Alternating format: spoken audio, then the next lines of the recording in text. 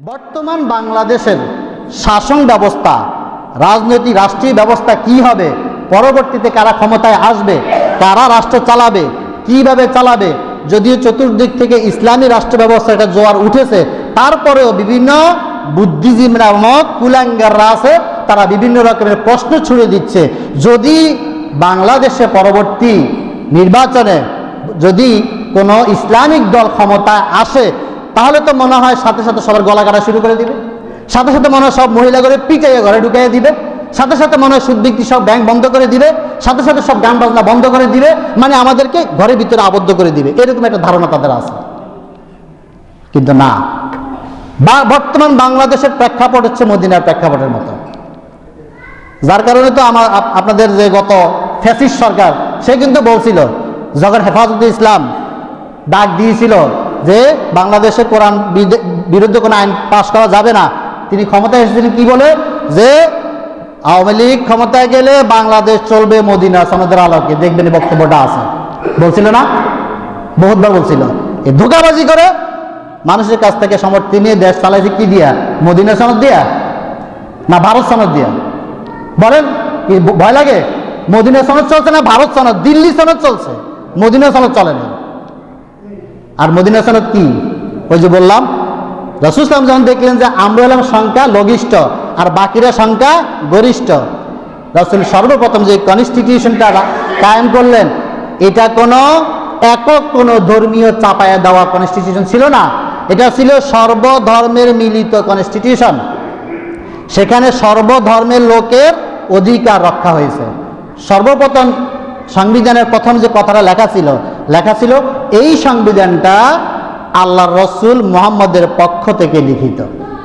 তার মানে সংবিধানে সর্বপ্রথম রসুল জায়গা দিয়েছেন আল্লাহ এবং তার রসুলকে, অথচ আমাদের দেশের সংবিধান থেকে আল্লাহ তার রসুলের নাম মুছে ফেলা হয়েছে।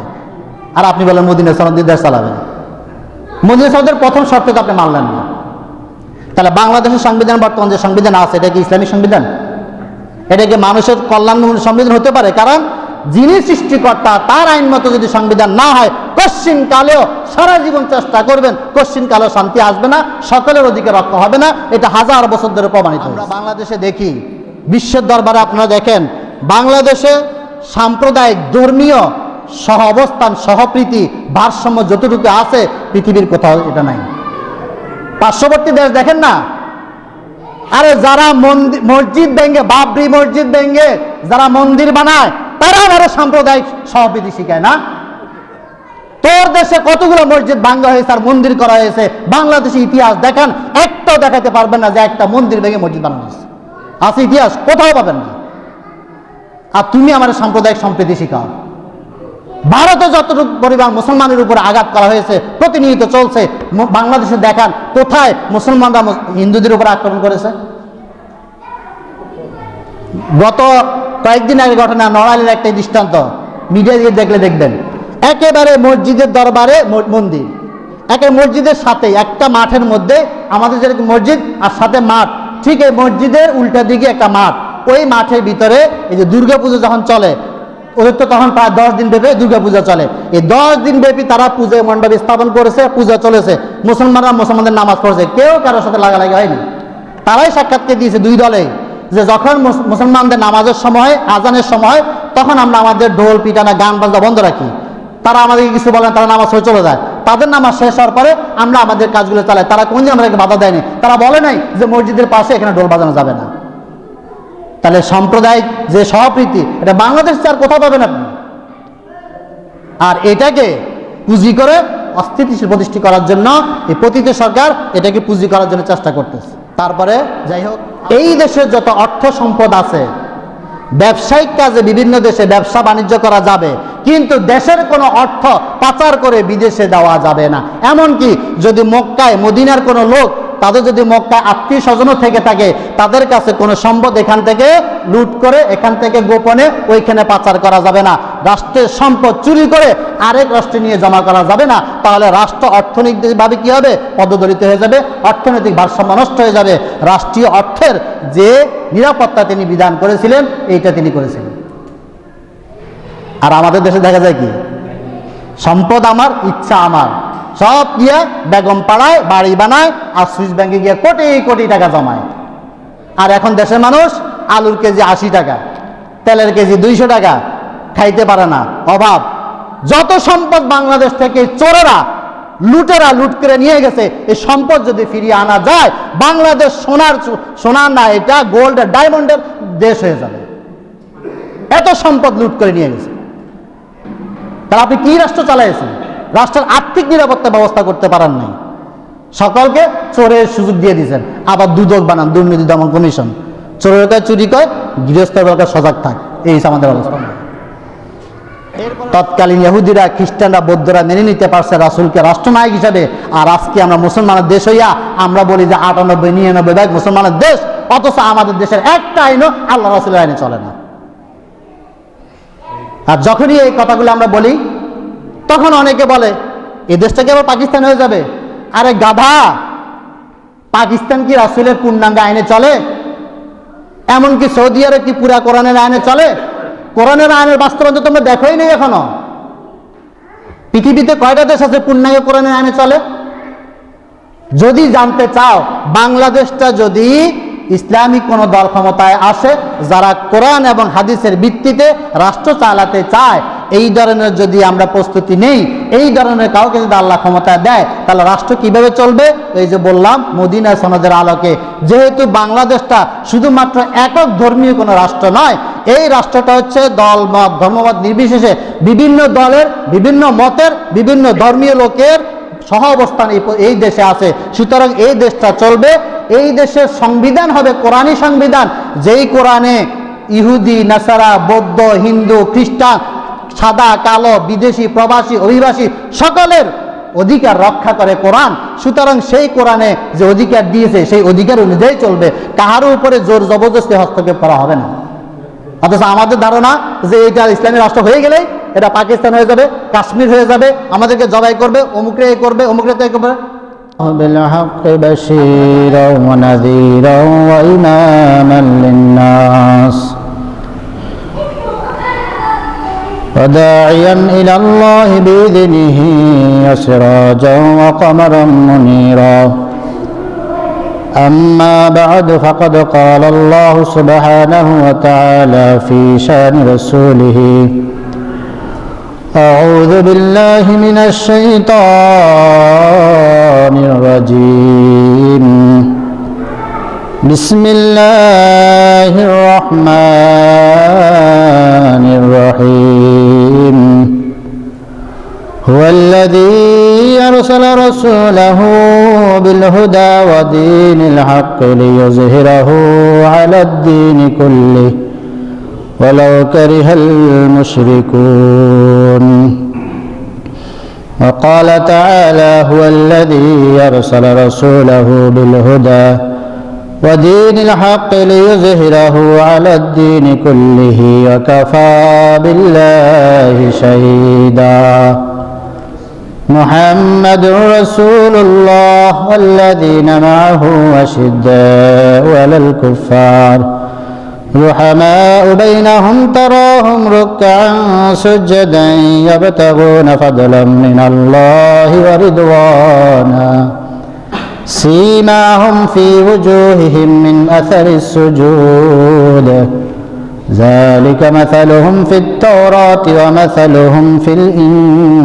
الإنجيل وقال النبي صلى الله عليه وسلم بعثت لأتمم مكارم الأخلاق أو كما قال النبي صلى الله عليه وسلم إن الله وملائكته يصلون على النبي يا أيها الذين آمنوا صلوا عليه وسلموا تسليما زبان كل پڑھی اللهم صل على محمد وعلى آل محمد كما صليت على إبراهيم وعلى آل إبراهيم إنك حميد مجيد اللهم بارك على محمد وعلى آل محمد كما باركت على إبراهيم وعلى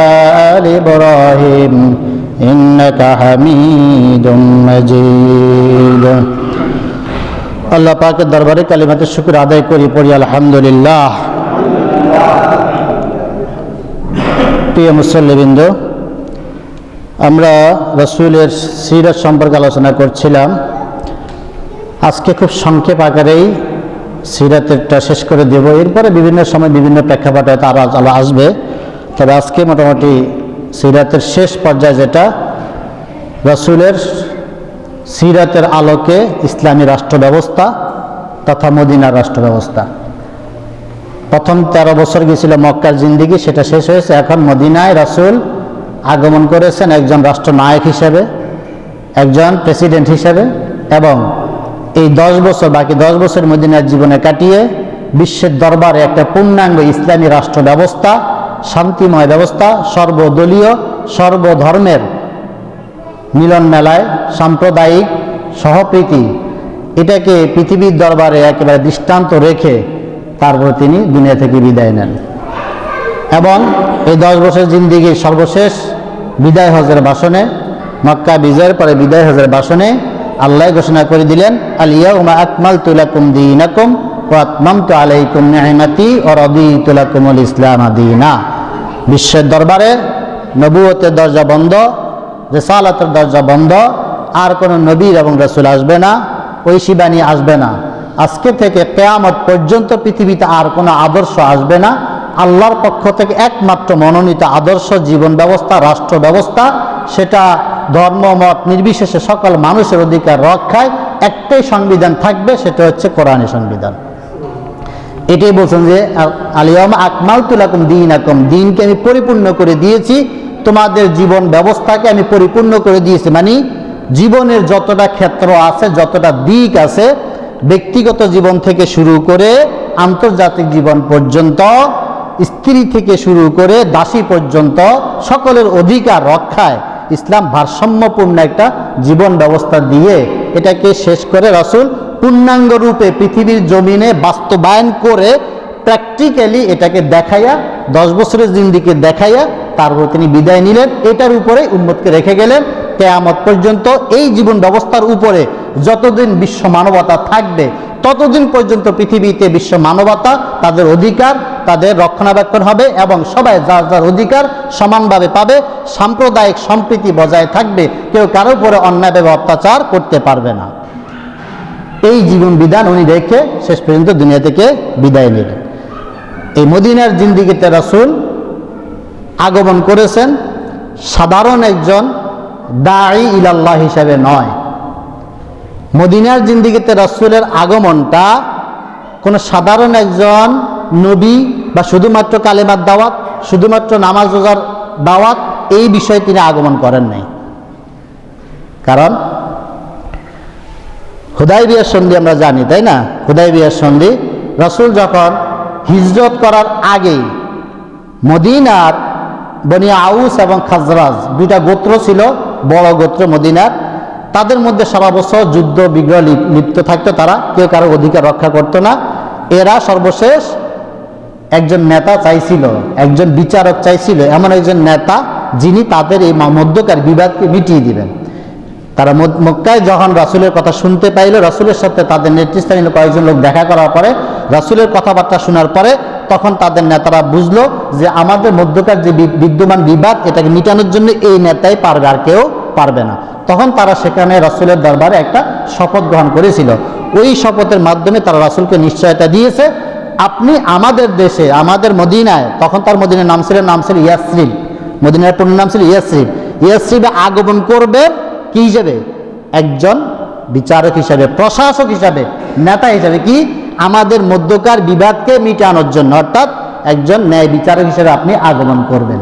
এবং আমরা কি করব? বিনিময়ে আপনাকে আপনার জান মালের, আপনার সাথী যারা থাকবে তাদের সার্বিক ব্যবস্থাপনার দায়িত্ব আমরা নিব। এটার উপর অঙ্গীকারবদ্ধ হয়ে তারা রাসূলকে প্রতিশ্রুতি দিয়েছিল। ওই প্রতিশ্রুতির আলোকে রাসূল সর্বশেষ মক্কা থেকে মদিনায় হিজরত করেন।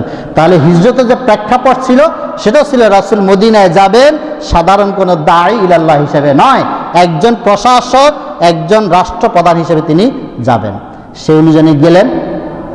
যাওয়ার পরে এই যে রাসূলের মূল মিশন কি হবে, মদিনার জীবনে যাওয়ার পরেই সর্বপ্রথম এই যে ইয়াতে হুদায়বিয়ার সন্ধি যখন হয়, ওই সময় আল্লাহ তাআলা সূরাতুল ফাতহ, ইন্না ফাতাহনা লাকা ফাতহাম মুবিনা, হুদায়বিয়ার সন্ধি থেকে আল্লাহ তাআলা কি করলেন, সর্বশ্রেষ্ঠ বিজয় হিসেবে ঘোষণা করলেন। এই সূরা ফাতহ যখন নাজিল হয়, আমি যে আয়াতটা তেলাওয়াত করেছি, দুইটা আয়াত, এই সূরা ফাতহের 28 নম্বর আয়াত, সূরা তাওবার 33 নম্বর আয়াত, সূরা সফের 9 নম্বর আয়াত, এই তিনটা আয়াতে রাসূলের মূল মিশনের কথা উল্লেখ করা হয়েছে। কি? বিসমিল্লাহির রহমানির রহিম, হুয়াল্লাযী আরসালা রাসূলাহু, তিনি ওই সত্তা মানে আল্লাহ, তিনি এমন সত্তা যিনি আরসালা প্রেরণ করেছেন, রাসূলাহু তার রাসূলকে, বিল হুদা হেদায়াত সঠিক নির্দেশনা সঠিক পথ সহকারে, ওয়াদিনিল হাক্কে এবং সত্য ইনসাফ ভিত্তিক জীবন ব্যবস্থাকে নিয়ে। কেন এই জীবন ব্যবস্থা এবং সঠিক পথ মানে দিন মানে হচ্ছে আপনার রাষ্ট্রীয় ব্যবস্থাপনা, জীবন ব্যবস্থাপনা, কোন ভিত্তিতে গেলে কোন আইনের মাধ্যমে গেলে সবাই সবার জীবনের সার্বিক নিরাপত্তা, দলমত নির্বিশেষে সকলে যার যার রাইটস, যার যার মৌলিক মানবীয় অধিকার পাবে, এইটার যে আইন সেটা হলো হুদা মানে কোরআন। এই হুদা মানে কোরআন, আর দিনে হাক্কে মানে কোরআনের আলোকে যে বাস্তব জীবন ব্যবস্থা, এটাকে বোঝানো হয়েছে। এই দুইটা সহকারে প্রেরণ করছেন। একটা দিচ্ছেন কারণ মুহাম্মদ যদিও নবী, তিনি আল্লাহর পক্ষ থেকে এসেছেন, কিন্তু তিনি নিজে সংবিধান না, তিনি কার আলোকে, আল্লাহর দেওয়া আইনের আলোকে সংবিধান প্রণয়ন করবেন, নিজের মন গড়া নয়। এই জন্য আগে বলছেন হুদা, পরে বলছেন দিন, অর্থাৎ তোমাকে আমি থিওরিক্যাল আইন দিয়ে দিয়েছি আর প্র্যাকটিক্যাল জীবন ব্যবস্থা দিয়ে দিয়েছি। কেন? লিইউযহিরাহু আলাদ-দীনি কুল্লি, যাতে করে আল্লাহ তোমাকে যে জীবন ব্যবস্থাটা দিয়েছেন এইটা যাতে লিইউযহিরাহু প্রতিষ্ঠিত হয়, এটা যাতে প্রতিষ্ঠিত হয় আলাদ-দীনি কুল্লিহি, বর্তমান পৃথিবীতে যত আদর্শ আছে, জীবন ব্যবস্থা আছে, মানুষের কনস্টিটিউশন আছে, সংবিধান আছে, সব কিছুর উপরে আল্লাহর এই সংবিধান, আল্লাহর এই জীবন ব্যবস্থা, এইটাকে প্রতিষ্ঠিত করার জন্য মানে বিজয়ী করার জন্য, অর্থাৎ রাষ্ট্রীয়ভাবে আন্তর্জাতিকভাবে বিজয়ী থাকবে, প্রচলিত থাকবে আল্লাহর এই দেওয়া জীবন ব্যবস্থা। তার অধীনে অন্যান্য জীবন ব্যবস্থা থাকতে পারে, কারণ ধর্মীয় স্বাধীনতা সবারই আছে। এই জন্য আল্লাহ বলছেন যে লিইউযহিরাহু, আল্লাহ বলেন নাই যে লিইউকাফিরাহু, বিদায় করে দেওয়ার জন্য অন্যান্য ধর্ম, এটা বলেন না, বলছেন লিইউযহিরাহু। বিজয় মানে কি? এক দল যদি জয় হয় তাহলে বিরোধী দল অবশ্যই থাকবে, আল্লাহ বলছেন বিজয়ী করার জন্য। তার মানে বিজয় হিসেবে থাকবে, আইন চলবে, বিধান চলবে, সংবিধান চলবে আল্লাহর হুকুম মতো, কিন্তু তার অধীনস্থ অন্যান্য সংবিধান, অন্যান্য দলমত থাকতে পারে, তাদেরকে ব্যানিশ করা যাবে না, কারণ আল্লাহ তাআলা দুনিয়াতে স্বাধীনতা দিয়ে রেখেছেন, সেটা থাকবে। কিন্তু বিজয় থাকবে কে? কোরআন। বিজয় থাকবে কোনটা? কোরআন। এইটাই হচ্ছে রাসূলকে পৃথিবীতে পাঠানোর মুখ্য উদ্দেশ্য। মক্কি জীবনে আল্লাহ রাসূল এই লিইউযহিরাহু আলাদ-দীনি কুল্লিহি, অন্যান্য জীবন ব্যবস্থার উপরে আল্লাহর দ্বীনকে বাস্তবায়ন করতে পারেন নাই, যার কারণে মদিনায় আগমন করেছেন। আগমনের সাথে আল্লাহ বলে দিলেন, স্মরণ করাই দিলেন, রাসূল মক্কি জীবনে আপনি রাষ্ট্রীয় নেতা ছিলেন না, মক্কি জীবনে আপনি প্রেসিডেন্ট ছিলেন না, মক্কি জীবনে মক্কার শাসন আপনার আইনে আমার আইনে চলে নাই, আপনি সেখানে ছিলেন দাঈ ইলাল্লাহ, কালেমার দাওয়াত দিয়েছেন, কালেমার দাওয়াত দিয়েছেন, ভালো কাজের দাওয়াত দিয়েছেন, শুধুমাত্র দাওয়াত দিয়েছেন, কিন্তু রাষ্ট্রনায়ক ছিলেন না। মদিনার জীবনে আপনাকে আমি দায়ী হিসেবে পাঠাইনি, এখানে রাষ্ট্রনায়ক হিসেবে পাঠাইছি। কেন? ওইখানে গিয়ে আমার জীবন বিধানটাকে অন্যান্য দিনের উপরে আপনি প্রতিষ্ঠা করবেন।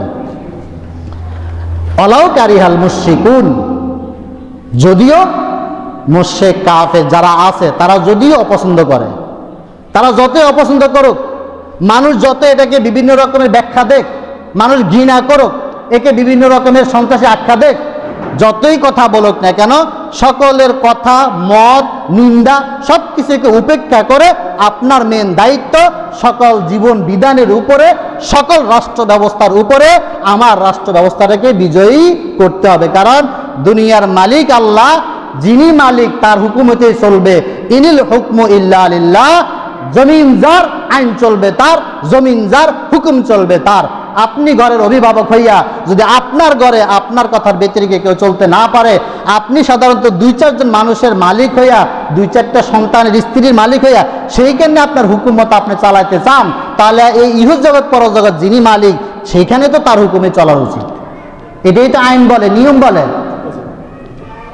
এমনকি আপনার পুরো 3.5 হাত বডি এটা আপনার হুকুমে চলে না। আপনার যদি শ্বাস প্রশ্বাস প্রতিটা নিঃশ্বাস কার হুকুমে চলে? আল্লাহর হুকুমে, যিনি পাঠাচ্ছেন তার হুকুমে। উনি যদি ইচ্ছা করেন একবার শ্বাস ফেলছেন, দ্বিতীয়বার নেওয়ার হুকুম যদি তিনি না দেন, আপনি শেষ। একটু আগে 11টায় দেখলেন না একজন চলে গেল, কালকে গাড়ি চালাইতে গেছিল নাকি? কি গাড়ি চালাইয়াই গেছিল, সব কিছু তো মনে করছে নিজের মতো করে চলছে, ওইখানে গিয়ে স্টপ করে শেষ। মানে আল্লাহর হুকুম হয়েছে যে আর নিঃশ্বাসটা নিবে না, শেষ। তা আপনার জীবন চলে যার হুকুমে আর আপনি জীবন বিধান মানেন আরেকজনের, তাহলে আপনি তো মুনাফিক। সুতরাং আল্লাহ রাসূলকে পাঠিয়েছেন অন্যান্য জীবন ব্যবস্থার উপরে কোরআনী জীবন ব্যবস্থাটাকে বাস্তবায়ন করার জন্য। আর সূরা সফে আল্লাহ সূরা ফাতিহা কি বললেন? ওয়াকাফা বিল্লাহি শাহিদা। রাসূল, আপনি যে রাষ্ট্রনায়ক, আপনি প্রেসিডেন্ট, ইসলামিক রাষ্ট্রের রাষ্ট্রনায়ক যে আপনি হবেন, এটা কেউ সাক্ষী না দেখ, কিন্তু আমি আল্লাহ সাক্ষী দিচ্ছি যে আপনি পৃথিবীতে একজন মহান রাষ্ট্রনায়ক হিসেবে প্রেরিত হয়েছেন। কেউ সাক্ষী দেখ আর না দেখ, আমার সাক্ষ্য যথেষ্ট, আমার সাক্ষ্যই যথেষ্ট। মানে আমি নিজে আল্লাহ সাক্ষী দিচ্ছি, আপনি শুধুমাত্র দায়ীর আল্লাহ নয়, আপনি একজন মহারাষ্ট্রনায়ক, এই সাক্ষী আমি নিজে দিচ্ছি। তা আল্লাহ যেখানে সাক্ষী দিবে, এখানে আপনি আমি সাক্ষী দিলে বা কি না দিলে বা কি, স্বীকার করেন আর না করেন, তিনি মহানায়ক। এখন আমাদের মতো হতভাগা কপাল পড়া জাতি আমরা স্বীকৃতি দিতে পারি না। আমরা আমাদের ব্যক্তিগত জীবনে রাসূলকে নেতা মানতে পারি না, আমরা আমাদের পারিবারিক জীবনে রাসূলকে আদর্শ মানতে পারি না, আমরা আমাদের রাজনৈতিক জীবনে রাসূলকে রাষ্ট্রনায়ক মানতে পারি না, আমরা আমার অর্থনৈতিক জীবনে, শিক্ষা জীবনে, পারিবারিক জীবনে কোথাও রাসূলকে আদর্শ হিসেবে মানতে পারি না। পারি কি? শুধু মুখে বলি, বাস্তবে প্র্যাকটিসিং আমরা পারি না। কিন্তু দেখেন, এই রাসূল সাল্লাল্লাহু আলাইহি ওয়াসাল্লামের যে রাষ্ট্র ব্যবস্থা, এই রাষ্ট্র ব্যবস্থা নিয়ে মুসলমানরা স্বীকৃতি দিতেও যদি কুণ্ঠিত বোধ করে, ইতস্তত করে, কিন্তু বিধর্মী আহলে কিতাব তারা পর্যন্ত স্বীকৃতি দিয়ে গেছে। রাসূল সাল্লাল্লাহু আলাইহি ওয়াসাল্লাম যখন মদিনায় আসার পরে, রাসূল আসার আগ পর্যন্ত মদিনায় কোনো মুসলমান ছিল নাই, সব কি ইহুদি, খ্রিস্টান, পৌত্তলিক, এই 3টা ধর্মাবলম্বী লোকজন ছিল। এবং মদিনায় কোনো রাষ্ট্রীয় ব্যবস্থাও ছিল না, মদিনায় ছিল গোত্র প্রথা, কেন্দ্রীয় কোনো রাষ্ট্র ব্যবস্থা ছিল না, গোত্রীয় প্রথা। যেমন বনি আউস, বনি খাজরাজ, বনি কুরাইজা, বনি কাইনুকা, বনি নাজ্জার, এরকম গোত্র আলাদা ছিল। স্ব গোত্র স্ব নেতায় চালাইতো, এক গোত্র আরেক গোত্রের সাথে মারামারি কাটাকাটিতে লিপ্ত থাকতো, কারণ কেন্দ্রীয় কোনো রাষ্ট্র ব্যবস্থা তো নাই। এই যে একটা গোত্র, এই গোত্রের একজন প্রধান থাকতো, সে যা বলতো তাই হতো, অন্য গোত্রের সাথে মতমিল না হলেই মারামারি লাগে যেত। এই গোত্র প্রথা ছিল, কেন্দ্রীয় রাষ্ট্র ব্যবস্থা ছিল না। শুধুমাত্র যে মদিনায় তা না, ওই সময়ে সমকালীন সারা বিশ্বেই একই অবস্থা ছিল। মক্কায় তো কেন্দ্রীয় শাসন ব্যবস্থা ছিল না, ছিল গোত্র প্রথা। এই বনু হাশিম, বনু কোরাইশ, এরকম বিভিন্ন গোত্রে বিভক্ত ছিল। এই পৃথিবীর ইতিহাসে একমাত্র মুহাম্মদ রাসূলুল্লাহ সাল্লাল্লাহু আলাইহি ওয়াসাল্লাম, যাকে উম্মি নবী বলা হয়, যিনি নিরক্ষর ছিলেন, অক্ষর জ্ঞান যার ছিল না, তিনি পৃথিবীর ইতিহাসে সর্বপ্রথম লিখিত একটা কেন্দ্রীয় রাষ্ট্র ব্যবস্থা চালু করে গেলেন, যার নাম দেওয়া হয়েছে চার্টার অফ মদিনা, মদিনা সনদ বা কনস্টিটিউশন অফ মদিনা, কিতাবুর রাসূল, সাহিফাতুল মদিনা। এই পৃথিবীর ইতিহাসে সর্বপ্রথম লিখিত সংবিধান রচনা করে গেছেন এই মুহাম্মদ রাসূলুল্লাহ সাল্লাল্লাহু আলাইহি ওয়াসাল্লাম, যাকে মদিনার সনদ বলা হয়। এবং এই সনদের আলোকে তিনি দীর্ঘ 10টি বছর মদিনা থেকে শুরু করে আরো 20টি সাম্রাজ্য, মদিনা ছিল ইসলামিক সাম্রাজ্য পরবর্তীতে, এই ছাড়া আরো 20টি সাম্রাজ্য তিনি প্রতিষ্ঠা করে গেছেন এই মদিনা সনদের আলোকে। বিশ্বকে দেখা দিয়ে গেছেন যে ইসলামিক শাসন ব্যবস্থার মাধ্যমে বিশ্ব পরিচালনা করা সম্ভব এবং সেখানে সকলের অধিকার রক্ষা করা সম্ভব। এই মদিনা সনদ, এটাতে সর্বমোট ধারা বিভিন্ন রকমের ব্যাখ্যা আছে। কেউ কেউ বলছেন 53টি, কেউ বলছেন 47টি, কেউ বলছেন 61টি। তবে 47টি সবচেয়ে বেশি বর্ণনা পাওয়া যায়, যদিও মদিনা সনদের সিরিয়ালগত হাদিসে তেমন কোনো নাই। বিচ্ছিন্ন আকারে বিভিন্ন জায়গায় মদিনা সনদের কথা বলা আছে। তবে ঐতিহাসিকগণ এর সত্যতা, মুহাদ্দিসিনে কেরাম যা ইসলামিক ইতিহাসবিদ ছিলেন তারা বিভিন্ন পর্যালোচনা করে মদিনা সনদকে বাস্তব হিসেবে স্বীকৃতি দিয়েছেন, সত্য বলেই স্বীকার করেছেন। এই মদিনা সনদে যেটা বললাম 47, 53 বা 61টি ধারা ছিল, এতগুলো তো বলা সম্ভব না, এর সামারিটা বলে দিই। প্রথম কথায় রাসূল যখন মদিনায় আসলেন, তিনি যখন দেখলেন এখানে গোত্র গোত্র ভাগ করা এবং বিভিন্ন ধর্মাবলম্বী লোক আছে, মুসলমানের সংখ্যা হলো সবচেয়ে কম। তার মানে ওই সময় মদিনায় সংখ্যালঘিষ্ঠ ছিল মুসলমান, আর সংখ্যাগরিষ্ঠ ছিল বিধর্মীরা। খুব ভালো করে শুনেন এই কথাটা, এই জন্য শুনবেন, বর্তমান বাংলাদেশের শাসন ব্যবস্থা, রাজনৈতিক রাষ্ট্রীয় ব্যবস্থা কি হবে, পরবর্তীতে কারা ক্ষমতায় আসবে, কারা রাষ্ট্র চালাবে, কিভাবে চালাবে, যদিও চতুর্দিক থেকে ইসলামী রাষ্ট্র ব্যবস্থা এটা জোয়ার উঠেছে, তারপরেও বিভিন্ন বুদ্ধিজীবী নামক কুলাঙ্গাররা আছে, তারা বিভিন্ন রকমের প্রশ্ন ছুড়ে দিচ্ছে। যদি বাংলাদেশে পরবর্তী নির্বাচনে যদি কোনো ইসলামিক দল ক্ষমতায় আসে, তাহলে তো মনে হয় সাথে সাথে সবার গলা কাটা শুরু করে দিবে, সাথে সাথে মনে হয় সব মহিলা ঘরে পিটাইয়ে ঘরে ঢুকাইয়ে দিবে, সাথে সাথে মনে হয় সুদ বিক্রি সব ব্যাংক বন্ধ করে দিবে, সাথে সাথে সব গান বাজনা বন্ধ করে দিবে, মানে আমাদেরকে ঘরের ভিতরে আবদ্ধ করে দিবে, এরকম একটা ধারণা তাদের আছে। কিন্তু না, বর্তমান বাংলাদেশের প্রেক্ষাপট হচ্ছে মদিনার প্রেক্ষাপটের মতো, যার কারণে তো আপনাদের যে গত ফ্যাসিস্ট সরকার, সে কিন্তু বলছিল যখন হেফাজতে ইসলাম ডাক দিয়েছিল যে বাংলাদেশে কোরআন বিরুদ্ধে কোনো আইন পাশ করা যাবে না, তিনি ক্ষমতায় এসেছিলেন কি বলে, যে আওয়ামী লীগ ক্ষমতায় গেলে বাংলাদেশ চলবে মদিনা সনদের আলোকে, দেখবেন এই বক্তব্যটা আছে, বলছিল না, বহুতবার বলছিল। এই ধোঁকাবাজি করে মানুষের কাছ থেকে সমর্থন নিয়ে দেশ চালাইছে কি দিয়া, মদিনা সনদ দিয়া না ভারত সনদ দিয়া? বলেন, কি ভয় লাগে? মদিনা সনদ চলছে না ভারত সনদ, দিল্লি সনদ চলছে, মদিনা সনদ চলে না। আর মদিনা সনদ কি? ওই যে বললাম, রাসূল সাল্লাল্লাহু আলাইহি ওয়াসাল্লাম যখন দেখলেন যে আমরা হলাম সংখ্যা লঘিষ্ঠ আর বাকিরা সংখ্যা গরিষ্ঠ, রাসূল সর্বপ্রথম যে কনস্টিটিউশনটা কায়েম করলেন, এটা কোনো একক কোনো ধর্মীয় চাপায়া দেওয়া কনস্টিটিউশন ছিল না, এটা ছিল সর্বধর্মের মিলিত কনস্টিটিউশন। সেখানে সর্বধর্মের লোকের অধিকার রক্ষা হয়েছে। সর্বপ্রথম সংবিধানের প্রথম যে কথাটা লেখা ছিল এই সংবিধানটা আল্লাহর রসুল মুহাম্মদের পক্ষ থেকে লিখিত। তার মানে সংবিধানে সর্বপ্রথম রাসূল জায়গা দিয়েছেন আল্লাহ এবং তার রাসূলকে, অথচ আমাদের দেশের সংবিধান থেকে আল্লাহ তার রাসূলের নাম মুছে ফেলা হয়েছে। আর আপনি বলেন মদিনা সনদ দিয়ে দেশ চালাবেন, মদিনা সনদের প্রথম শর্ত তো আপনি মানলেন না। তাহলে বাংলাদেশের সংবিধান, বর্তমান যে সংবিধান আছে, এটা কি ইসলামিক সংবিধান? এটা কি মানুষের কল্যাণমূলক সংবিধান হতে পারে? কারণ যিনি সৃষ্টিকর্তা তার আইন মতো যদি সংবিধান না হয়, কশ্চিন কালেও সারা জীবন চেষ্টা করবেন, কশ্চিন কালেও শান্তি আসবে না, সকলের অধিকার রক্ষা হবে না, এটা হাজার বছর ধরে প্রমাণিত হয়েছে। সুতরাং সর্বপ্রথম সংবিধান স্থান দিয়েছেন আল্লাহ তার রাসূলকে। দ্বিতীয় পয়েন্ট ছিল, এই সংবিধান কাদের জন্য প্রযোজ্য হবে? মদিনায় যারা বসবাস করতেছে, সেটা যেই কোনো ধর্মের হোক, যেই কোনো গোত্রের হোক, যেই কোনো বর্ণের হোক, যেই কোনো মতাদর্শের হোক, মদিনায় যারা থাকবে, মদিনার অধিবাসী যারা আছেন, সেটা স্থায়ী হোক আর অস্থায়ী হোক, কেউ যদি প্রবাস থেকে এসে থাকে, বিদেশ থেকে এসে এইখানে সে নাগরিকত্ব চায়, সিটিজেনশিপ চায়, তাহলে সকলের জন্যই এই সনদটা প্রযোজ্য হবে। তার মানে বহিরাগত দেশ থেকেও যদি এই দেশে কেউ এসে আবাসন করতে চায়, পররাষ্ট্র নীতি যেটা বলা হয়, অভিবাসন নীতি যেটা বলা হয়, আজ থেকে 1500 বছর আগে রাসূল বলে গেছেন, করে গেছেন যে অভিবাসন নীতি অনুযায়ীও যারা এই মদিনায় আসবে তারাও এই সনদের অন্তর্ভুক্ত হবে।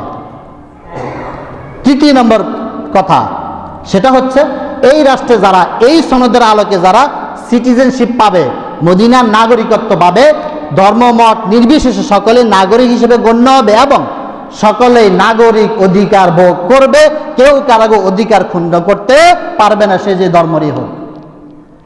চতুর্থ নম্বর, বাহিরের থেকে মুহাজির হিজরত করে মক্কা থেকে যতগুলা গোত্র, যতগুলা দল লোক এখানে এসেছে, তারা তো কি উদ্বাস্তু, রোহিঙ্গা, তারা কি রোহিঙ্গা, উদ্বাস্তু, তাদের বাসস্থান নাই, খাওয়া দাওয়ার ব্যবস্থা নাই, আয় রুজির ব্যবস্থা নাই। যেহেতু তারা বাইরে থেকে এসেছে, প্রাথমিক অবস্থায় তারা নিজেরা ইস্টাবলিশ প্রতিষ্ঠিত না হওয়া পর্যন্ত মদিনার যারা আনসার আছেন, মদিনাবাসী যারা আছেন, তারা এদেরকে সাহায্য সহযোগিতা করবেন। কি করবেন? আপনারা আপনাদের জায়গা, ঘর, জমি দিয়ে সেবা করবেন, সহায়তা করবেন, আর তারা তাদের শ্রম দিয়ে আপনাদের জমিতে ফসল উৎপাদন করে মদিনাকে একটা অর্থনৈতিক ভারসাম্যপূর্ণ রাষ্ট্র হিসেবে প্রতিষ্ঠা করবে। আপনাদের জমি, ওদের শ্রম।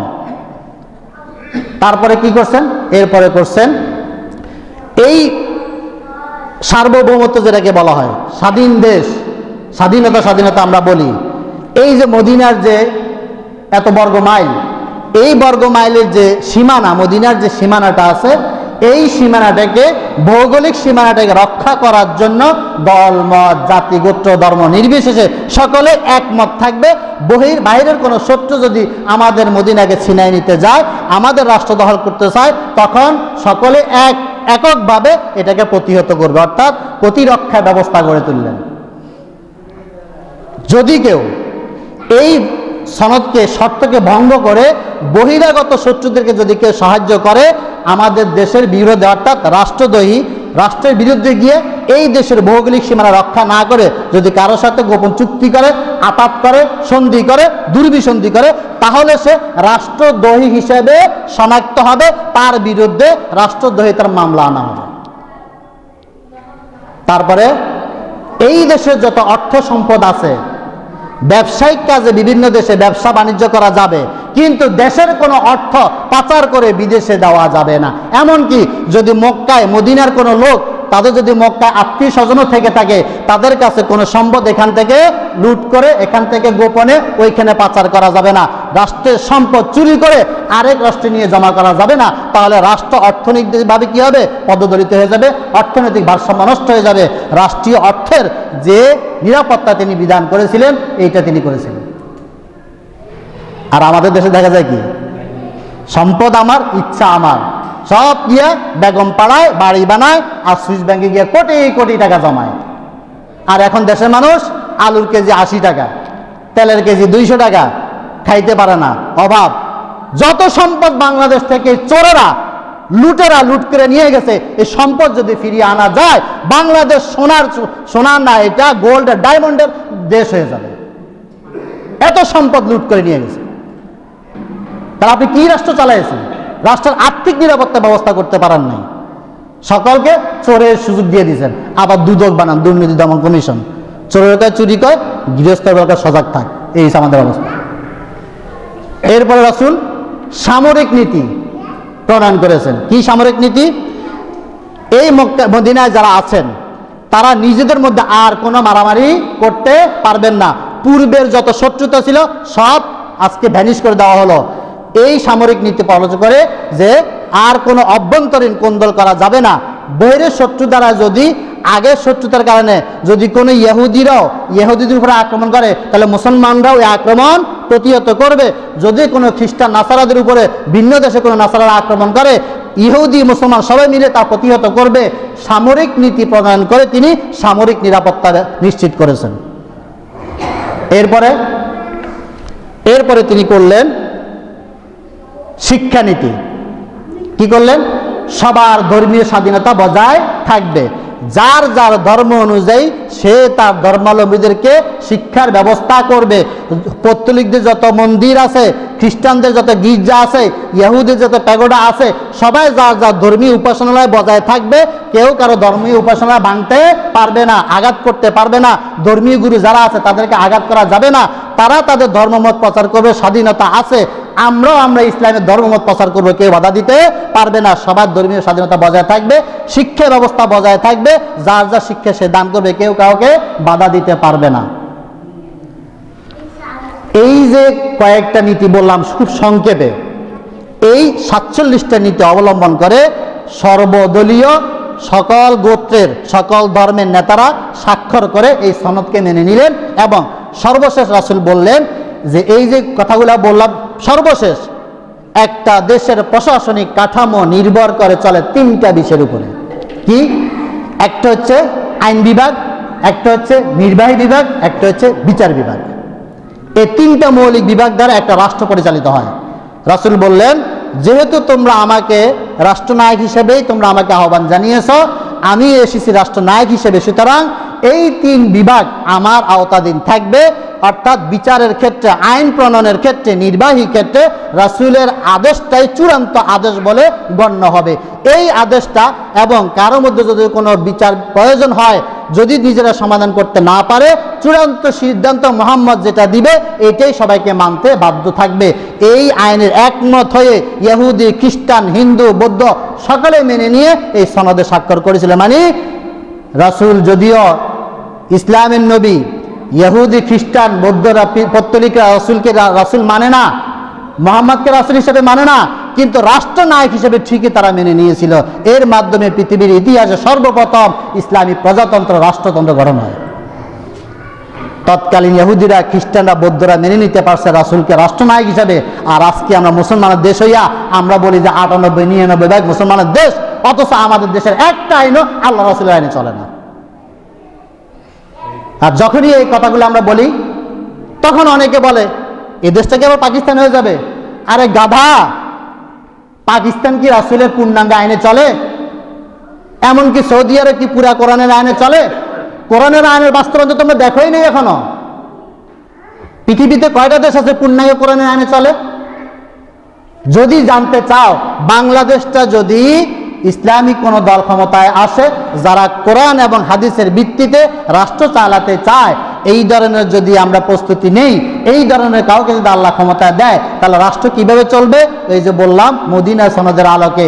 যেহেতু বাংলাদেশটা শুধুমাত্র একক ধর্মীয় কোনো রাষ্ট্র নয়, এই রাষ্ট্রটা হচ্ছে দল, মত, ধর্মমত নির্বিশেষে বিভিন্ন দলের, বিভিন্ন মতের, বিভিন্ন ধর্মীয় লোকের সহ অবস্থান এই দেশে আছে। সুতরাং এই দেশটা চলবে, এই দেশের সংবিধান হবে কোরআনী সংবিধান, যেই কোরআনে ইহুদি, নাসারা, বৌদ্ধ, হিন্দু, খ্রিস্টান, সাদা, কালো, বিদেশি, প্রবাসী, অভিবাসী সকলের অধিকার রক্ষা করে কোরআন।